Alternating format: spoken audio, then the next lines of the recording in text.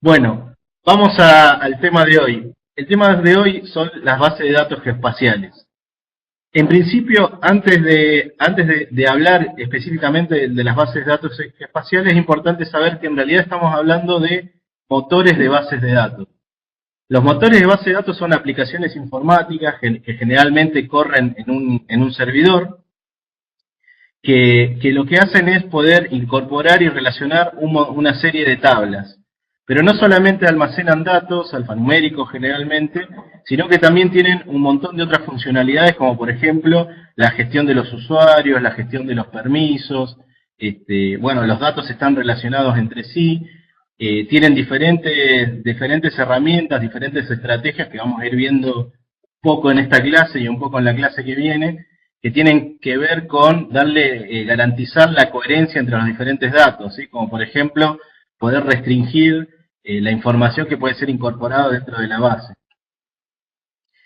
Por ejemplo, un ejemplo de motor de base de datos puede llegar a ser, digo, para los que no están muy metidos en lo informático, podemos llegar a pensarlo como, por ejemplo, un Access, ¿sí? Que es una aplicación que tiene un montón de tablas relacionadas entre sí. Pero en realidad es un motor, no es del todo un motor de base de datos, sino que se queda a mitad de camino, cuando en realidad un verdadero motor de base de datos puede ser Oracle, o un MySQL, o SQL Server, o en este caso uno de los mejores que hay, sobre todo para lo que es la gestión de información geoespacial, que es Postgre. Bueno, al igual que Oracle, SQL Server, MySQL y todos los otros motores de base de datos, lo que podemos hacer es agregarle una funcionalidad a este motor para que se convierta en geoespacial. ¿Qué significa esto de convertirse en una base de datos geoespaciales? Significa que tiene la capacidad, por un lado, de almacenar datos geoespaciales, o sea, geometrías, ¿sí? O sea, líneas, puntos, polígonos y diferentes geometrías, incluso también información en formato raster. Entonces, por un lado, tiene la capacidad de almacenar esos datos, de entenderlos, o sea, de saber si yo le estoy hablando de una geometría, sabe de qué le estoy hablando, pero por otro lado también es importante que le agrega muchas funcionalidades que le son propias a la información geoespacial, como por ejemplo, no sé, calcular distancia, calcular una superficie, hacer un área de influencia, establecer relaciones topológicas como por ejemplo una intersección, o conocer qué hay dentro o fuera de un polígono, ¿sí? Son un montón de funcionalidades que pueden ir creciendo, incluso que yo las puedo ir modelando para hacerlas crecer, en donde esas funcionalidades me permiten prácticamente trabajar como si estuviera trabajando en un SIG de escritorio, pero contra una base de datos geoespacial. Acuérdense de que pueden ir haciendo las preguntas en el chat y Vero las va guardando para cuando terminemos esta clasecita.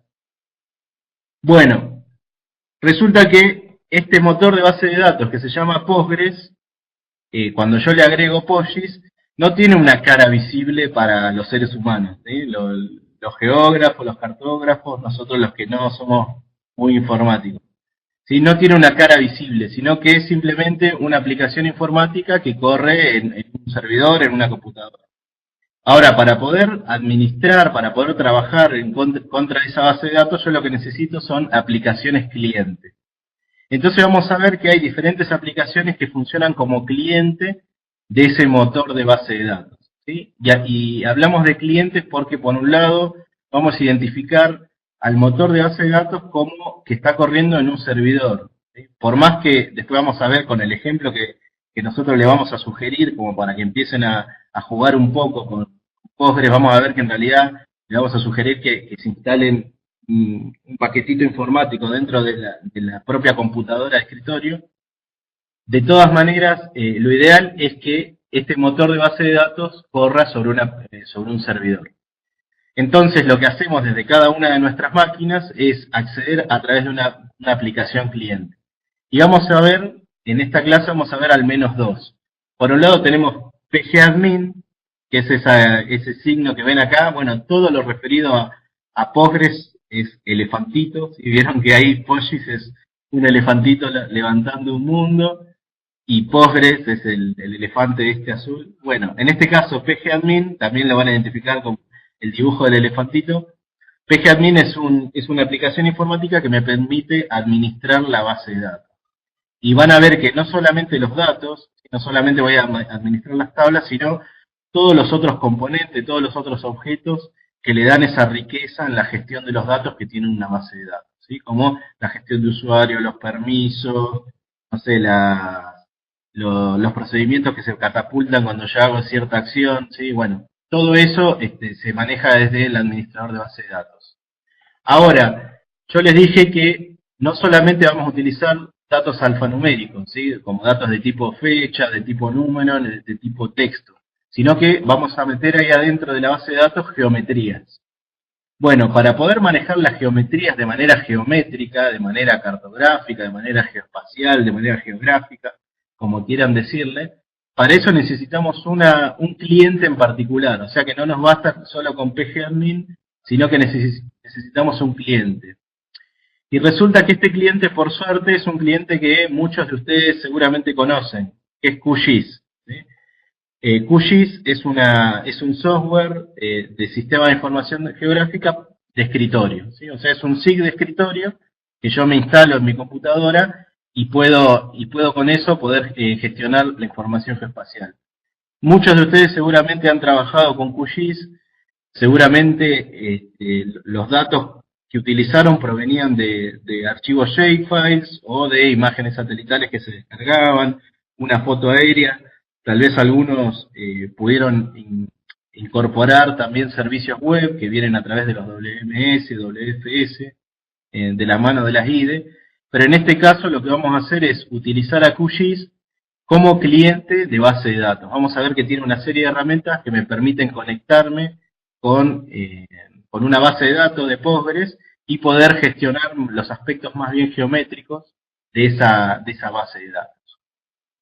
Y también lo que vamos a ver es que una vez que yo incorporo los datos a la base, después desde QGIS medio que me olvido que vienen de la base de datos. Es como que es absolutamente transparente para mí, es igual a trabajar en un shapefile, pero con muchísimas ventajas que vamos a ir repasando. Bueno, y acá viene lo que es la implementación. Como sugerencia, acá me abandonó Vero, que era ella la que iba a presentar esta parte, pero no importa, porque después le vamos a dejar un par de links para que puedan hacerlo ustedes mismos. Pero como sugerencia, para empezar, y sobre todo para después engancharse en los webinarios que vienen, les recomendamos instalarse la suite de OpenGeo, ¿sí? Esta suite, que después le vamos a pasar el link, en el campus de Cambalache, van a ver que la suite instala diferentes componentes, diferentes aplicaciones que vienen todas juntas y están muy bien comunicadas entre sí. Estas aplicaciones que incorporan son, por un lado, el motor de base de datos Postgres, con el módulo PostGIS, viene con un servidor de mapas que se llama GeoServer, viene con herramientas que lo permiten conectarse a QGIS, al cliente de base de datos geoespaciales, y también viene con la librería de OpenLayers que le permite armar mapas navegables. Nos animamos a proponerles que se instalen esta suite porque más adelante, después de que repasemos las bases de datos geoespaciales, también los vamos a invitar a que conozcan un poco sobre la publicación de geoservicios y cómo convertir sus datos en servicios WMS y cómo armar un mapa navegable. Así que si se animan, los invitamos a instalarse la suite de OpenGeo. Así pueden aprovechar al máximo todas estas tecnologías y llegar bien afiladitos a la FOSS4G. Bueno, un poco repasando. Esto es muy por arriba, hay teorías, si quieren leer un poco más sobre las ventajas de las bases de datos, pero para repasar así rápidamente, por un lado, una base de datos me garantiza un mejor mantenimiento y resguardo de los datos, ¿sí? Siempre pensando frente a un esquema como el que solemos utilizar, que es un esquema de archivo, en donde tenemos todos los datos desparramados por diferentes carpetas. Por más que lo tengamos ordenado, qué sé yo, por ejemplo, un shapefile no puede ser editado desde dos máquinas al mismo tiempo, ¿sí? Se rompe. También un shapefile se vuelve inestable cuando yo lo hago crecer y crecer y crecer y crecer, se vuelve inestable. No tiene, por ejemplo, yo no puedo ponerle seguridad a un shapefile y decirle, bueno, que tal persona pueda verlo, pero que otro solamente pueda editarlo, o que tal persona solamente vea la tabla de atributos y que el otro vea la geometría. Bueno, todo eso no se puede modelar solamente trabajando con un shapefile. Para eso yo lo que necesito es una base de datos geoespaciales. Acá apareció otro tip que es la coherencia. Vamos a ver que podemos ponerle muchas restricciones, podemos modelar los datos con muchas características que hacen que toda aquella información que sea inválida no sea directamente ni admitida dentro de la base de datos. Yo puedo validar todo lo que estuve cargando, todo lo que estuve trabajando, para poder mantener la coherencia de mis datos. Yo le puedo generar reglas a esa base de datos para que no admita, por ejemplo, no sé, un puente que no esté en intersección con un curso de agua. No sé, solo por dar algún ejemplo. Ya en el propio ingreso de los datos puedo llegar a correr una validación, o sea que ni siquiera me admita un dato inválido. Está más garantizada la disponibilidad de los datos, ¿sí? Hacer un motor de base de datos y no depender tanto de una red, de una máquina de escritorio donde están los archivos. Cualquier persona puede acceder, siempre que tenga permiso, puede acceder a los datos en todo momento, ¿sí? Porque generalmente una base de datos, un motor de base de datos está corriendo en un servidor. Requiere menos espacio de almacenamiento y es mucho más ordenado el almacenamiento que en archivos shapefile. Y por supuesto yo le puedo otorgar diferentes reglas de seguridad y es mucho más fácil y mucho más ordenada la gestión de los accesos a la información por parte de los diferentes usuarios. Y estas son algunas de las ventajas que queríamos compartir con ustedes como para animarlos a trabajar, a migrar, digamos, desde un esquema de archivos a un motor de base de datos especiales.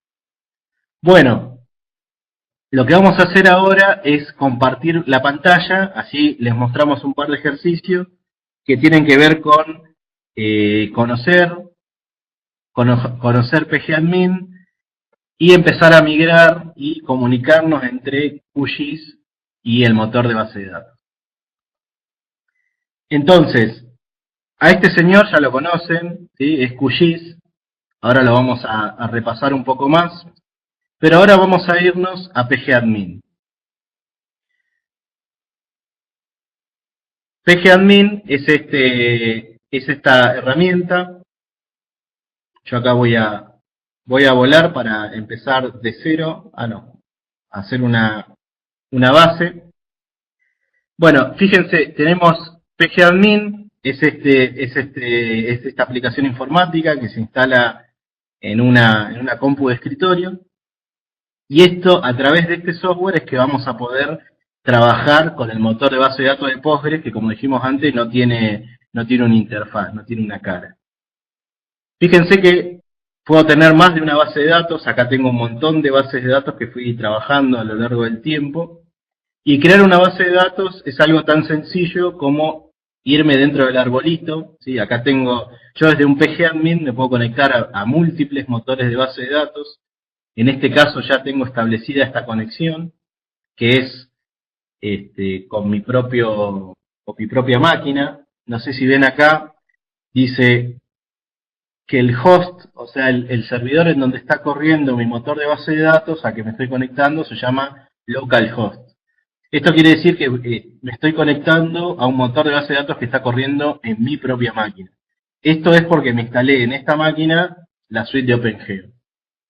Pero si no, y si tengo la posibilidad, lo puedo llegar a conectar en un servidor de mi oficina, por ejemplo, y simplemente me conecto, ¿sí?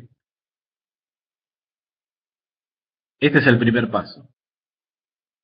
Bueno, entonces, una vez que me conecto a este servidor, a mi propio servidor, ahí adentro voy a explorar las diferentes bases de datos que tengo. En este caso, ustedes cuando empiecen van a tener una sola, porque al menos tiene que haber una, que es la que se llama Postgres. Pero para crear una nueva, que es la propuesta que le vamos a hacer, es botón derecho, nueva base de datos, y acá le vamos a poner, por ejemplo, un nombre, clase 1. Ponemos OK, eso tarda un segundito y crea la base de datos, ¿sí? Acá le aprovechamos para contarle que el paso a paso de todo lo que vamos haciendo va a estar disponible en el campus virtual, en el aula virtual de Cambalache, ¿sí? Mañana tempranito le vamos a mandar el link, así pueden acceder, el link y un usuario y clave para que puedan acceder, y también van a poder escribir en el foro. Y bueno, lo que le proponemos es de acá a una semana más o menos que traten de ir haciendo los ejercicios, para que por ahí si hay algunas preguntas también la podemos responder la clase que viene, ¿sí? Bueno, entonces retomemos. Por un botón derecho, nueva base de datos, creo la base de datos. En este caso se llama clase 1. Van a ver que hay una infinidad, una multiplicidad de objetos que van apareciendo. Solamente vamos a ir viendo las más importantes. En este caso lo que vamos a ver son los esquemas. Los esquemas son como compartimentos que nos permiten ir, por un lado, ordenando las tablas, ¿sí? O sea, el elemento más interesante, más importante que tiene una base de datos son sus tablas, que después las vamos a ir relacionando entre sí. Pero esas tablas, en vez de estar todas juntas, desordenadas en un solo lugar, lo que puedo hacer es ir creando estos compartimentos, que son los esquemas, en función de, por ejemplo, de temáticas, como por ejemplo, por un lado puedo poner todo lo que sean geometrías, por otro lado información estadística, por otro lado datos que vienen del INDEC, por otro lado, no sé, información de encuesta que hago, no sé, lo que sea, ¿sí? Puedo ir separando los datos. Y esos esquemas tienen dos funciones. Por un lado, organizar los datos, pero también por otro lado, yo después a los esquemas les puedo otorgar diferentes niveles de permiso de acceso. Entonces lo que puedo hacer es que, no sé, la geometría solamente las pueda editar Verónica, ¿sí? Mientras que el resto de la gente pueda acceder, pero lo único que puedo hacer es visualizar. Y así puedo manejar todo lo que es la gestión de los usuarios y de los permisos, también valiéndome de los esquemas. O puedo ir a nivel de tabla y manejar los permisos a nivel de tabla. Y puedo valerme o no de los esquemas. Bueno, cuando creamos una nueva base de datos, por defecto nos crea un esquema. Ese esquema se llama public. Y fíjense que acá adentro tiene un montón de objetos, y entre ellos tiene tablas. Y en este caso vemos que dice que tiene 0 tablas. O sea que tenemos una base absolutamente vacía, con un solo esquema, y ahí adentro no hay ninguna tabla. Bueno, podríamos empezar a migrar tablas, pero lo que no podríamos hacer en este momento es tratar de incorporarle información geométrica. ¿Por qué? Porque para tener la capacidad de manejar información geométrica es necesario habilitarle la extensión PostGIS. Entonces tenemos por un lado el motor de base de datos, se llama Postgres, y la extensión que me permite manejar información geoespacial se llama PostGIS. Entonces acá dentro de la base de datos voy a extensiones y voy a poner nueva extensión. Y acá voy a desplegar y voy a ver todas las opciones de extensiones que hay.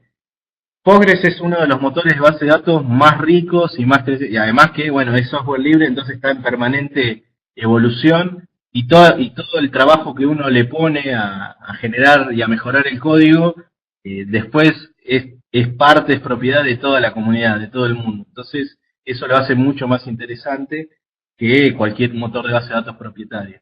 Y en este caso, uno de los módulos que nació de esta manera, para resolver este requerimiento que tenían los geoespaciales, es PostGIS. Entonces, de todos los motores, de todas las extensiones que hay, voy a elegir PostGIS, ¿sí?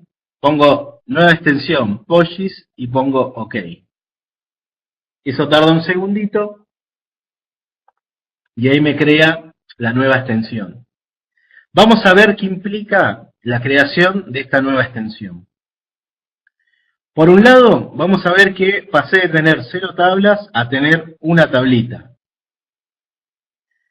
Y veo que también acá donde tenía 0 funciones, ahora tengo 1050. Entonces vamos por parte, vamos a ver de qué se trata esta tabla. La tabla se llama Spatial Ref Sys, ¿sí? Algo así como Sistema de Referencias Espaciales. Y si la despliego, si la abro, no sé si les suena, estos son sistemas de coordenadas, ¿sí? Es toda una serie, es como si fuera una biblioteca de todas las combinaciones de de sistemas de referencia, de marcos de referencia y proyecciones, ¿sí? Todo eso junto conforma lo que es un sistema de coordenadas único. Bueno, acá tenemos cientos de sistemas de coordenadas, miles de sistemas de coordenadas, que son todos los que se utilizan alrededor del mundo. Entonces, ¿qué me permite esto? Que si yo introduzco información en un sistema de coordenadas, puedo llegar a transformar o proyectar, según el caso, de un sistema de coordenadas a otro. ¿Sí? Esto es como si fuera una biblioteca de herramientas que tiene el motor de base de datos como para poder gestionar la información geoespacial. Pero habíamos dicho que no solamente puede almacenar datos geoespaciales, sino que también puede hacer cosas interesantes con estos. O sea, puede, por ejemplo, realizar análisis espaciales, cálculos, análisis topológico. ¿Sí? Bueno, todo eso está encerrado adentro de estas 1050 funciones, que incluso pueden crecer mucho más. Fíjense, voy a ir repasándolas. Por ejemplo, hay funciones propias de raster, funciones, por ejemplo, para calcular áreas, como esta que se llama st-área. Esta lo que permite es calcular una superficie, o por ejemplo esta que dice ASKML, lo que hace es convertir a formato KML una geometría, o estas acá que dicen buffer. Fíjense que tengo como 5 funciones distintas para buffer. Una, por ejemplo, para hacer buffer en anillo, otra para hacer un buffer en donde el tamaño del buffer dependa de un atributo, no sé, otra que sirve para hacer un buffer interior, otra para hacer un buffer lateral. Acá tenemos una que dice centroide, y así cada una de las diferentes funciones sirve para hacer una infinidad enorme de diferentes análisis espaciales.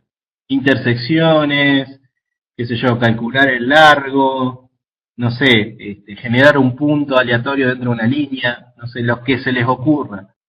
Y por un lado, fíjense que hay algo también interesante, es que detrás de cada uno de los objetos, de absolutamente todos los objetos de la base de datos, acá al costado a la derecha, tengo la sentencia escrita en lenguaje SQL, que vamos a ver la semana que viene, la sentencia que describe o que crea o que define a ese elemento, ¿sí? ¿Esto qué quiere decir? Que, por ejemplo, no sé, vamos a elegir el del buffer, que es a veces el más fácil de entender. Por ejemplo, esta función que se llama buffer, que me pide como parámetro una geometría y una distancia, o sea, me dice, decime el punto, la línea o el polígono a partir de la que parte, y una distancia, en qué sé yo, cuántos metros tengo que hacer el buffer o el área de influencia. Bueno, eso está escrito acá. Entonces, si yo quiero usar exactamente esta función, pero con algún parámetro cambiado, lo único que tengo que hacer es cambiar una palabrita acá en toda esta sintaxis, que ya vamos a ir aprendiendo, y ya con eso tengo una función nueva. Y también lo que puedo hacer es, por ejemplo, si después del buffer, por ejemplo, quiero hacer un buffer de un camino pavimentado y que después lo que haga es intersectar con las escuelas que están en esa zona y que después me calcule la cantidad de pibes que van a esa escuela y que después, no sé. Bueno, todas esas funciones yo las puedo ir concatenando, como están escritas en SQL, puedo ir escribiéndolas una detrás de otra y me creo mi propia función que sea compleja y que lo que haga es unificar, poner todas juntas, integrar diferentes funciones por separado. Entonces fíjense que uno puede crear sus propias herramientas gracias a SQL. Bueno, hasta acá dejamos esto de lo que es la función y vamos a ir a lo que es la incorporación de datos desde QGIS, ¿sí? Datos geoespaciales de los que todos conocemos, a la base de datos. Acá la Vero me pide un segundito. ¿Sí? ¿Qué pasó?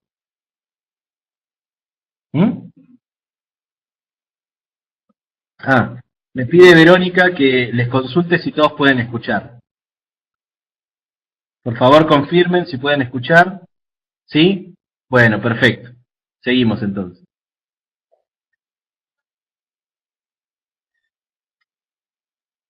Acá están ustedes.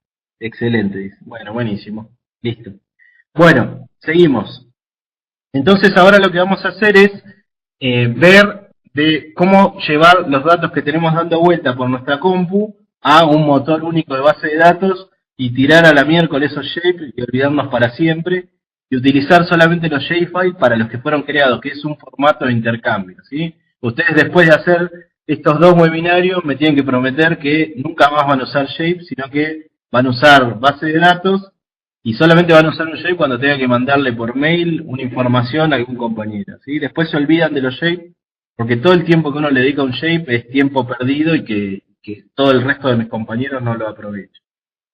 Bueno, yo acá lo que tengo es una base de datos ya armada, que es una base de datos que se llama IDERA. IDERA es la comunidad de organismos o de instituciones oficiales que se dedican a publicar información geoespacial. Acá dentro de la página de IDERA, que es www.idera.gov.ar, dentro de estándares y normas, van a poder encontrar un montón de estándares y normas, y entre ellos uno que se llama Catálogo de Objetos Geográficos. Este catálogo de objetos geográficos es el que define cómo se llaman cada una de las capas de toda la infraestructura de datos espaciales, de toda la comunidad. Eso fue definido entre un montón de organismos, entre un montón de gente. Entonces está bueno que si ustedes están armando su sistema de información geográfica o su base de datos, no se pongan o no gasten tiempo en inventarle nombres y atributos a todos los elementos, sino que directamente tomen esta estructura para que la información que ustedes generen sea compatible con toda la comunidad. Y en el caso de Postgres, van a poder encontrar un archivito que se llama estructura de base de datos.sql, esta que ven acá, que es un archivito que ustedes lo abren y si lo corren en pgadmin, y ahora vuelvo a pgadmin, ese archivito le genera exactamente esta misma base de datos que estamos viendo acá. Es una base de datos que ya tiene los compartimentos creados, fíjense que dice biota, catastro, clima y meteorología, defensa y seguridad, transporte, industria y servicios, ¿sí? O sea, algo que ya fue definido por todos, está creado acá como compartimento. Sí. Para restaurar una base, lo que hago es, primero creo la base, lo voy a hacer acá con el ejemplo de clase 1. Primero me descargo el dato, lo puse en el escritorio, y voy acá y pongo restore, y voy a seleccionar el archivito ese que me descargué. Lo puedo seleccionar en formato backup, que es uno de los formatos, y si no también, lo que puedo hacer es activar esta herramienta que dice ejecutar SQL, y lo que hago es abrirlo acá adentro. Voy a hacer esta para que vean qué es lo que está escrito dentro de la sintaxis SQL. Pongo abrir, y acá adentro me aparece toda la sintaxis que me crea esa base de datos con esa estructura. Fíjense, acá lo que hace es, por ejemplo, crear un esquema, ¿sí? Crear uno de estos compartimentos. ¿Sí? Después le asigna un usuario propietario. Y después le pone un comentario, ¿sí? Que es lo que dice de qué se trata el esquema de defensa y seguridad. Y así va creando cada uno de los esquemas. Después cuando termina de crear los esquemas, más abajo, crea las tablas. Como por ejemplo, la tabla, voy a buscar algo que sea más interesante, porque acá estoy viendo, glaciar, por ejemplo. ¿Sí? Acá está creando una tabla dentro del compartimento geografía física que se llama glaciar, y después lo que hace es crearle los atributos a esa tabla. Y así va creando cada uno de los atributos de cada una de las tablas. Entonces, esta sintaxis SQL lo que hace es crearme exactamente el motor de base de datos, ¿sí? De todo esto no se asusten porque va a estar en el paso a paso mañana en el campus. Básicamente esto lo que hace es, por ejemplo, dentro de un esquema como transporte, ahí adentro fíjense que tengo 48 tablas. Esas 48 tablas corresponden a los 48 datos, a los 48 objetos geográficos que fueron definidos en IDERA. Por ejemplo, no sé, un cruce ferroviario, una calle, una bicisenda, una estación de ferrocarril, un muelle, una playa ferroviaria, un puente, ¿sí? Cada uno de esos elementos es como que ya vienen creados dentro de esa base de datos que está vacía. Vamos a ver uno, por ejemplo, dentro de red vial, fíjense que dice que tiene 12 columnas. Cada una de estas columnas, después hay un diccionario que explica qué es cada una de las columnas. Cada una de estas columnas admite a su vez no cualquier valor, o sea, no un texto libre, sino que está definido el tipo de datos que admite. Por ejemplo, esta columna que se llama RST se refiere al revestimiento. Por ejemplo, si tenemos la red vial, los tipos de revestimiento viene a ser algo así como la cobertura superior. Puede llegar a ser, por ejemplo, pavimento, tierra, consolidado, no sé, arena. ¿Sí? Esos son los tipos de pavimento. Dentro de FUM, que son es el estado, puede estar, por ejemplo, abandonado, en construcción, activo. Y así cada uno de los atributos tiene sus valores admitidos. Para que uno no pueda meter mano e incorporar datos erróneos dentro de la base, existe una restricción. Entonces fíjense que esta tablita acá, además de tener sus columnas, tiene restricciones. Por ejemplo, sobre la columna RCT, que es esta la del revestimiento, tengo esta restricción, que se llama clave foránea. Esto significa que todos los valores que pueden ir adentro de esta columna están definidos por un listadito. Y ese listadito está dentro de un esquema en particular, el esquema dominios. Entonces, si me voy al esquema dominios, veo que tengo 53 tablas, ¿sí? Un montón de tablitas, y cada una de ellas tiene un listado de valores que pueden ser admitidos dentro de las otras tablas. Como por ejemplo el que estábamos viendo, RCT, si lo despliego y lo abro, fíjense que la única información que admite un campo de revestimiento es consolidado, tierra, pavimentado o información no disponible. ¿Esto qué quiere decir? Que yo, por ejemplo, no le puedo poner, no sé, asfalto. Sí o sí tengo que elegir uno de estos valores. Y también, para que uno no le pifie al tipear, directamente ni siquiera lo que pongo son valores alfanuméricos, sino que lo que pongo es el valor numérico. 1, 13, 19, menos 1. ¿Sí? O sea que ni siquiera tengo que saber exactamente cómo se escribe, sino que solamente con poner el valor clave, ya con eso puedo ingresar correctamente un dato a la base. Y esto después se puede validar. O sea, antes de darle el OK y que sea parte de la base de datos, yo puedo correr una validación para saber si estoy incorporando o no un dato válido. Bueno, entonces hasta acá lo que vimos es bastante de PGAdmin. Vamos a repasar. Vimos que por un lado, para que una base de datos pueda entender y almacenar datos espaciales, necesita la extensión POSIX. Por otro lado, vimos que existen esquemas, que estos esquemas nos sirven para dividir o separar en temas los datos, las tablas, pero también nos sirve, por ejemplo, para asignarle niveles diferenciados de seguridad. ¿Sí? Yo, por ejemplo, podría hacer que el catastro no lo pueda modificar nadie, mientras que geografía física todo el mundo lo puede ver, y así cada una de las cosas por separado. Después lo que vimos es que las tablas, yo puedo hacer tablas propias o directamente puedo tomar el esquema de IDERA, que eso me facilita que después sea todo compatible con el resto de la comunidad. ¿Sí?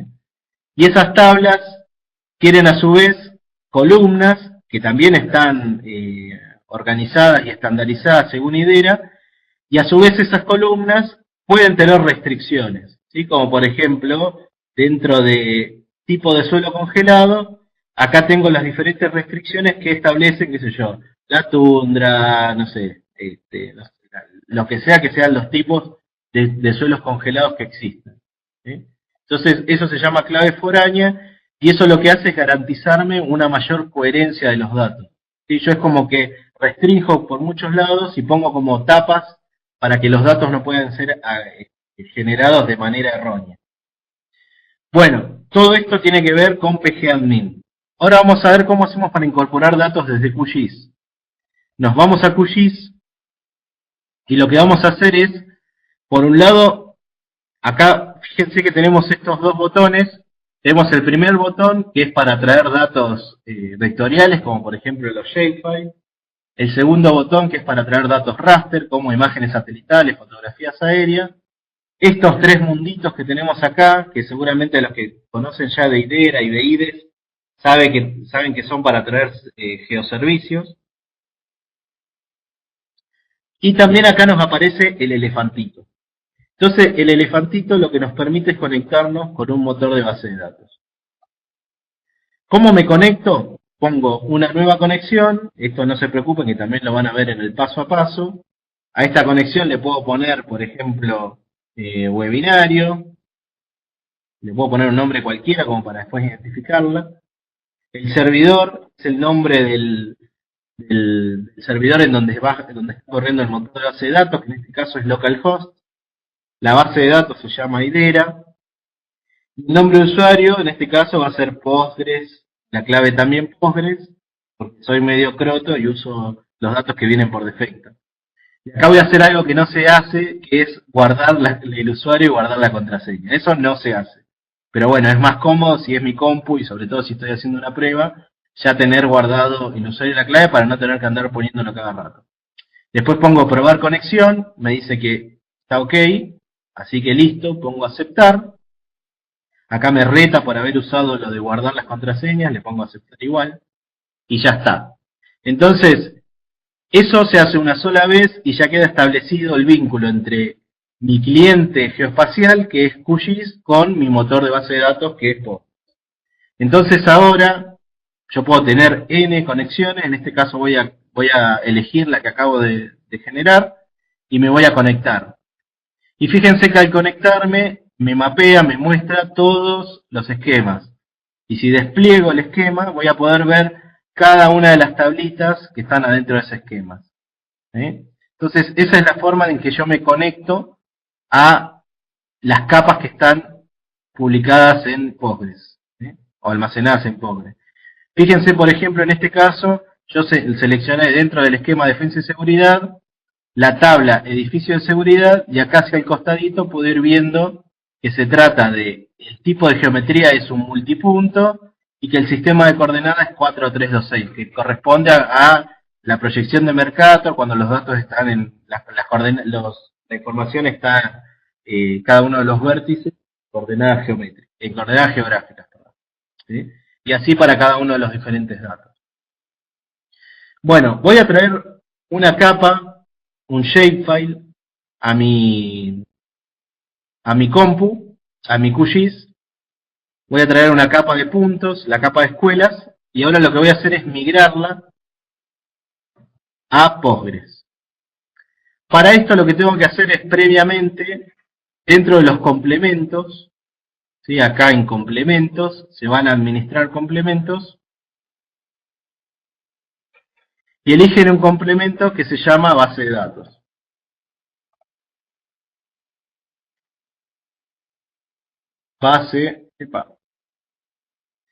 El DB Manager. ¿Sí? Entonces con ese DB Manager lo que van a poder hacer es gestionar las diferentes bases de datos a las que se puede conectar QGIS. Porque no solamente se conecta a PostGIS, sino que se conecta a Oracle, a MySQL, bueno, a diferentes motores.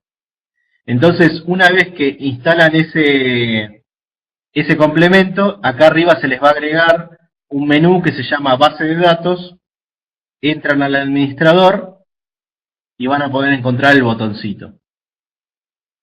Se conectan, fíjense, esto es lo que yo les decía recién, a los diferentes orígenes de datos que se pueden conectar desde el manejador de base de datos. Vamos a elegir PostGIS.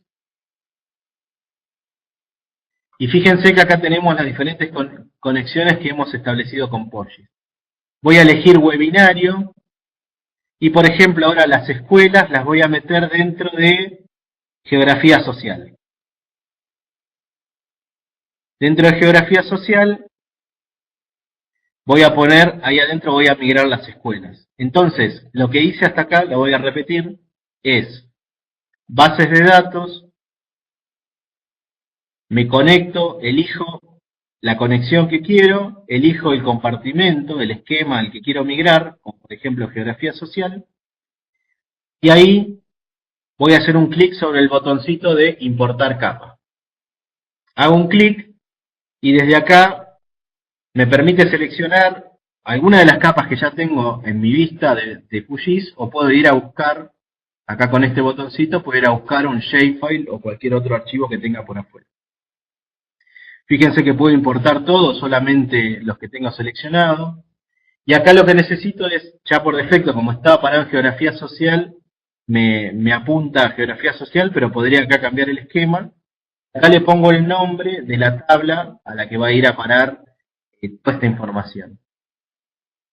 Y después hay un montón de opciones que puedo llegar a configurar, pero en este caso vamos a poner la mínima cantidad como para poder entender rápidamente de qué se trata esta migración.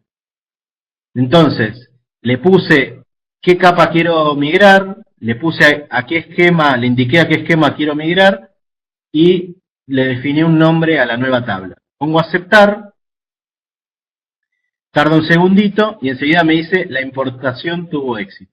Entonces pongo aceptar, cierro todo. Acá en este caso, la capa que sigo teniendo en mi vista sigue siendo el shape. Entonces lo que voy a hacer es eliminarlo como para que no se confundan y que vean que realmente lo que hice es traer un shape. Y ahora sí lo que hago es conectarme a PostGIS, me conecto, voy a geografía social, que era el compartimento donde hice la migración, y acá voy a elegir la capa de escuelas. Fíjense, en este caso tiene otro sistema de coordenadas, que es 22182, que es la faja 2 de Gauss-Kruger, y está en multipunto. Entonces pongo añadir, y ahí está. Estas capas que están viendo acá, estas escuelas, no provienen de un shape, sino que provienen de una base de datos. ¿Sí? Entonces fíjense lo sencillo que es. Una vez que uno migra, esto se comporta exactamente igual que como si fuera un shape. Por ejemplo, puedo abrir la tabla de atributos, ¿sí? Fíjense, la veo acá como si nada. Puedo, por ejemplo, ponerla en edición y empezar a editar tranquilamente, sin ningún problema. Por ejemplo, puedo agregar una escuela, ¿sí? La agrego. Fíjense que en este caso yo no le puse ninguna restricción a la estructura de los datos, entonces puedo poner lo que se me antoja. Pero si yo le hubiese puesto restricciones, capaz que acá al poner aceptar, enseguida me avisa, ojo, que estás poniendo un valor que no es el admitido, o que la clave foránea no está mapeado, no está disponible en la tabla accesoria donde están los valores permitidos. ¿Sí? O sea, o por ejemplo, si es un rango numérico el que está acotado, capaz que me está diciendo, no puede haber una escuela de más de 4.000 alumnos. Yo puedo restringir todo lo que quiera, los valores admitidos dentro de la base de datos. Entonces, al editar, ya de entradita nomás me dice, no, ese dato está bien, o ese dato está mal, o estás poniendo un valor que no es admitido. ¿Sí? Bueno, así de sencillo es migrar datos a una tabla. Y ahora lo estoy editando yo, pero al mismo momento lo podríamos estar editando o utilizando incluso desde diferentes lugares y no pasaría nada, porque la base de datos está preparada para admitir lo que es la edición concurrente, ¿sí? O sea, mucha gente pegándole al mismo tiempo al mismo dato. Fíjense otra cosa que no es menor, yo ahora con la ruedita voy a hacer hacia adelante y hacia atrás, o sea, hacer suma hacia adentro, hacia afuera, y fíjense lo rápido que despliega. Ahora vamos a hacer un ejemplo con una capa más grande. Pero esto también tiene que ver con la eficiencia. Cuando yo traigo un shape, por más que esté haciendo un zoom en una sola escuela, en realidad me está trayendo en memoria absolutamente todo el shape. Mientras que cuando trabajo con Postgres, lo que hace es indexar los datos geoespacialmente, entonces lo único que me trae es aquellos que está dentro de la vista. O sea, lo único que viaja entre el motor de base de datos y mi cliente de QGIS es solamente aquellos puntitos que van a ser representados por el encuadre de ese zoom. Así que eso también hace que sea, pero 1000 veces más ágil que cualquier otro motor, que cualquier otra forma de archivo. Incluso también, si están acostumbrados a trabajar con File Database o bases de datos de ArcGIS, por más que uno haga un zoom en un pequeño espacio, te trae toda la información y después no la despliega. En este caso, todo lo contrario, solamente te trae lo que vas a utilizar. Está muchísimo. Vamos a mirar algo un poco más grande para ver que se puede y que no hay ningún problema. En este caso voy a migrar rutas. ¿Sí? Tampoco es mucho más grande, pero bueno, vamos a migrarlo igual. Para repasar, es base de datos, administrador, de vuelta, me voy a webinario, y en este caso voy a migrarlo a transporte, y le voy a poner de nombre rutas. ¿Sí? Rutas. Aceptar. Fíjense que acá, por ejemplo, yo podría, si quiero que todo esté en coordenadas geográficas, puedo decirle que la coordenada de origen es, qué sé yo, faja 2, y que la coordenada de destino es 4326. O sea, yo puedo hacer hasta incluso que se reproyecte al momento de migrar. Pero en este caso no voy a hacer nada, simplemente agrego, me dice que está ok, ahora vuelo esa capa y voy a traer desde PostGIS la tablita de rutas. Añadir. ¿Sí? Perfecto. Vamos a ver un segundito qué es lo que pasa por detrás. ¿Sí? ¿Qué es lo que pasa desde PGAdmin? Vamos a ver el caso de las escuelas, que por ahí es el más fácil de interpretar. Si me voy a geografía social, acá dentro despliego, acá veo que se me generó la tablita que se llama escuelas. ¿Y dónde fue a parar la geometría? ¿Se acuerdan que los JFile están formados por 3 archivitos? El DBF, que es la tabla de atributos, que es algo que, por ejemplo, si abro, es lo que vemos acá, ¿sí? O sea que eso vemos que está, la tabla de atributos. El SHP, que es la geometría, y el SHX, que lo que hace es vincular cada registro de la tabla con cada geometría dentro del archivo JSON. Bueno, en este caso, fíjense que tenemos un montón de datos alfanuméricos, que son todos los relativos a la escuela, y acá dentro tenemos una columna que no existía en la tabla de atributos del Shape, que es la columna de la geometría. ¿Sí? Fíjense que acá está la geometría. Entonces, esa geometría, si la vemos así, la vemos con chirimbolos medio raros y no entendemos demasiado de qué se trata. Entonces lo que vamos a hacer es llamarla, pero como traducida a texto. Entonces lo que voy a hacer es, esto no se aflijan, es algo que vamos a ver en la clase que viene, pero lo que voy a hacer es escribir un poquito de comandos SQL.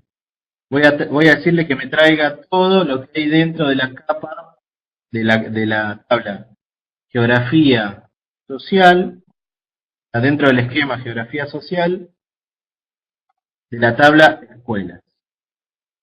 Entonces, ahora voy a poner ejecutar, y me está trayendo todo lo que hay dentro de geografía social. Ahora le voy a decir, quiero que me traiga solamente lo que hay dentro del campo geométrico y lo que hay dentro de FNA es el nombre de la escuela. Quinto, corro de vuelta. Entonces acá me trajo la geometría y el nombre de la escuelita. Pero esta geometría está medio inentendible. Así que lo que voy a hacer es traerla como texto. ST O sea, le estoy pidiendo que esa geometría no me la traiga tal cual como está, sino me la convierta a texto. Esto es para poder entender qué es lo que hay almacenado dentro de la geometría. Y ahora lo voy a correr. Fíjense que en primer lugar tengo el nombre de la escuelita y después a continuación, ¿qué será esto? Dice multipoint y tengo dos valores numéricos. Estas son las coordenadas de la geometría.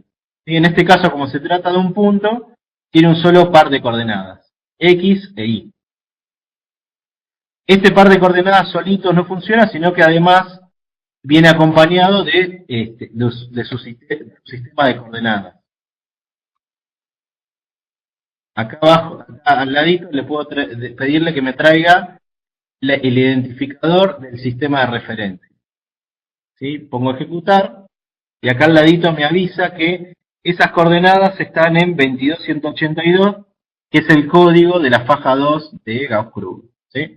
Bueno, entonces fíjense, la geometría lo que está escondiendo adentro, o sea, el campo geométrico lo que está escondiendo adentro son la descripción de los vértices que componen la figura. Vamos a hacer lo mismo ahora, vamos a hacer lo mismo, pero con las rutas. O sea, voy a traer de transporte la geometría de las rutas.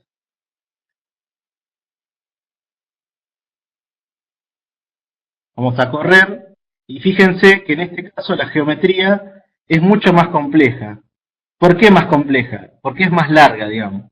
Porque se trata de líneas y las líneas no son un solo vértice, sino que están compuestos de toda una seguidilla de vértices. Entonces, mientras más compleja sea la línea, más larga va a ser esta descripción de toda la seguidilla de vértices que componen la figura. Fíjense que si me voy hacia la derecha veo todo, ¿sí? Cada uno de los vértices. Entonces, la magia del motor de base de datos es que, en este caso, almacena las geometrías dentro de un campo específico que se llama geom. ¿Sí? O sea, dentro de una columna que es de tipo geometría. Fíjense que si yo veo las columnas de escuela, si hago un clic acá en las columnas de escuela, acá voy a poder ver que hay, por ejemplo, esta columna que es para poner los nombres es de tipo textos, hay otras columnas que son de tipo número, y en este caso la columna geom que es de tipo geometría. ¿Sí? Es la nueva geometría que crea el motor de datos geoespaciales que se llama POSIX. Bueno, ya para finalizar, vamos a hacer un último ejercicio que es la migración de datos alfanuméricos. O sea, no solamente QGIS nos puede servir para migrar información geoespacial, sino que también puedo llegar a migrar tablas de datos. Para esto lo que vamos a usar es esta opción que está acá a esta altura, que es añadir capa de texto delimitado. Esto en general, nosotros vamos a hacer una trampita, porque en realidad esto se utiliza para traer tablas que tienen un listado de coordenadas, ¿sí? Como cuando uno va al campo y toma datos con GPS. Entonces acá si tenemos una columna con la latitud y la otra con la longitud, podemos crear una capa de puntos. Pero en este caso vamos a hacer una trampita para poder traer una tabla cualquiera, aunque no tenga coordenadas. Entonces me voy acá y voy a traer la tablita que se llama programa educativo. Se trata de una tabla que tiene los datos para cada departamento, ¿sí? Fíjense acá, tiene para cada código de departamento, si pertenece o no a un programa que estoy gestionando desde mi institución, y la cantidad de escuelitas que están participando de ese programa. Eso yo, el programa ProHuerta, ¿sí? El que ustedes quieran. Entonces acá lo que hacemos es, esto también, digo, le va a venir con el paso a paso para poder traerla, y fíjense que una de las partes más importantes de esta importación es preguntarme de qué manera vienen, cómo está definida la geometría en esta tabla. Como se trata de una tabla que no tiene geometría, o sea, no tiene coordenadas, ni tiene geometrías expresadas WKT, que es una forma de expresar geometría, le voy a poner la opción ninguna geometría. O sea que es solamente una tabla, solo tabla de atributos. Pongo aceptar y listo. Acá lo que hizo es agregarme una tabla. Si la abro, es simplemente una tablita, ¿sí? Bueno, entonces ahora lo que voy a hacer es migrar esa tabla.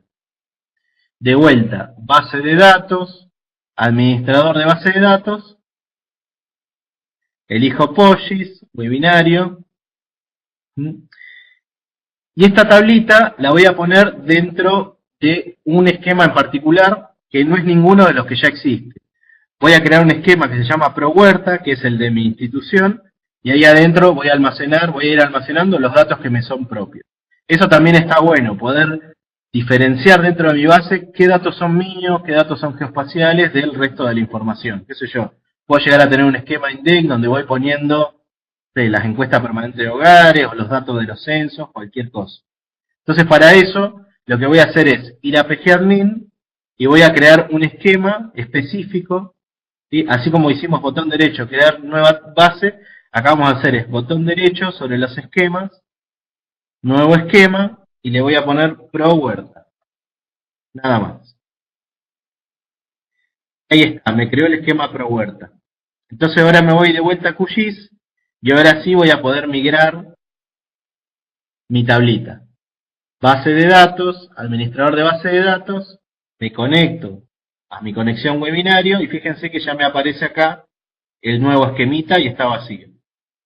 Voy a poner importar, le digo que quiero importar la tabla programa educativo y le voy a poner que se llama, qué sé yo, programa-educativo. Pongo aceptar y listo. ¿Sí? A partir de ahí ya tengo, si me voy a pgadmin, dentro de ProHuerta, tengo mi tabla. Y fíjense que a diferencia de las otras tablas, esta no tiene geometría. Es simplemente una tablita de datos. ¿Para qué querría subir tablas solamente alfanuméricas? Bueno, para hacer las cosas que solemos hacer con las tablas dentro de un GIS, como por ejemplo hacer un join, hacer una relación, establecer, no sé, algún vínculo, o convertirlo en una tabla que me va a permitir validar los valores de otra tabla, ¿sí? De las columnas de otra tabla. Bueno, para diferentes cosas que vamos a ir viendo, sobre todo en la clase que viene, que tiene que ver con sacarle el jugo a las diferentes herramientas de análisis que hay dentro de un motor de base de datos como Postgres con el módulo Postgres.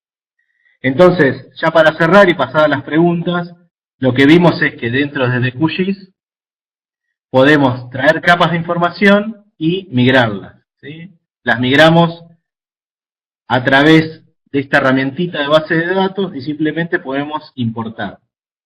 También una vez que, y para esto sí usamos el shape, una vez que tenemos una capa, por ejemplo, no sé, alguien me pide, che, pasame los cuarteles de bomberos. Bueno, yo puedo ir acá, elegir cuarteles de bomberos y exportar.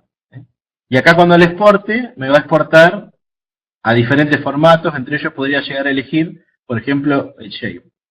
O sea que solamente debería utilizar los archivos para cuando voy a llevar los datos de un lugar a otro, ¿sí? Ya no más archivos para el trabajo diario, porque eso lo que hace es favorecer o fomentar la inconsistencia de datos, la duplicidad de datos y la incoherencia entre diferentes fuentes de información que manejo en mi oficina. Así que a utilizar solamente los archivos para lo que son, como formato de intercambio entre diferentes lugares. Bueno, además de poder incorporar capas de datos espaciales, también puedo traer tablas alfanuméricas. Simplemente las traigo y después las migro dentro de la base de datos.